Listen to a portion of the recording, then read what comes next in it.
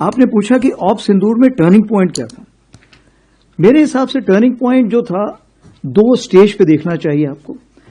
सबसे पहले turning point तो ये था जो 22 मिनट की हमारी, जो हमने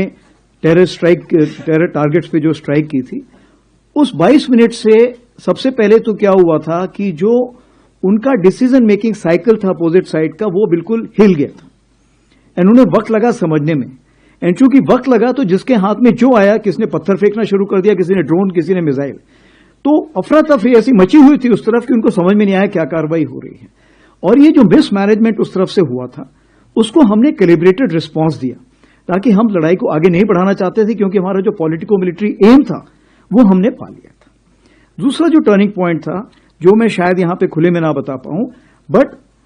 10 तारीख को सवेरे कुछ ऐसे निर्देश तीनों सेनाओं को दे दिए गए थे कि अगर ये लड़ाई आगे बढ़ती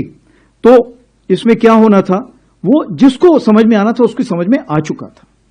तो चूंकि उसके समझ में आ चुका था, इसीलिए फिर जैसे कि 9:30 के आसपास हमारे डीजीएम उस टाइम गई साहब थे, वो यहां बैठे हुए हैं, और उस चीज को मद्देनजर रखते हुए, उस चीज को समझते हुए, क्यों उनके पास सैटेलाइट से एक पूरी खबर थी कि कौन सा शिप, कौन सा स्ट्राइक कोर या पिवट कोर या कौन सा एयरक्राफ्ट कहां मूव कर रहा है। इस सारी खबर को जब उन्होंने, जिसको हम बोलते कनेक्टिंग द डॉट्स, जब उन्होंने डॉट्स कनेक्ट किए तो उन्होंने बोला अभी समय आ गया है इस लड़ाई को यहां पे रोकना।